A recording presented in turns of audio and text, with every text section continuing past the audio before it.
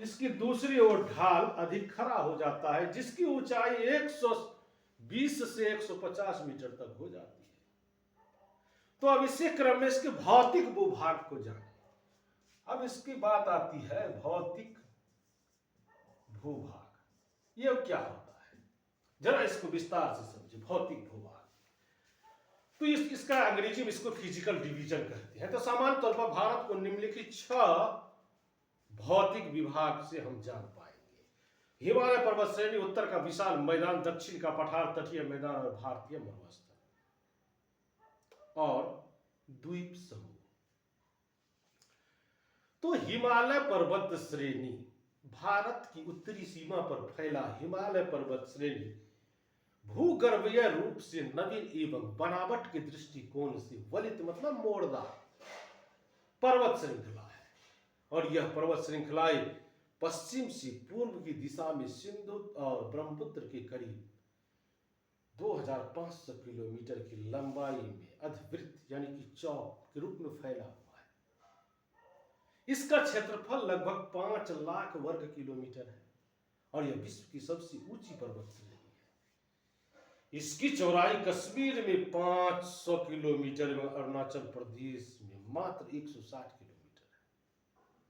तो पश्चिमी भूभाग की अपेक्षा पूर्वी भूभाग की ऊंचाई में अधिक विविधता पाई गई है और इसकी 3 समानांतर श्रृंखलाएं हैं। सबसे उत्तरी भाग में स्थित श्रृंखला को महान या आंतरिक हिमालय या हिमाद्री कहते हैं और यह सबसे अधिक सतत श्रृंखला है। इसकी ऊंचाई 6100 मीटर के करीब है और इस श्रृंखला की विशेषता यह है इसमें सर्वाधिक ऊंची शिखर और हिमालय के सभी प्रमुख शिखर इसी में है।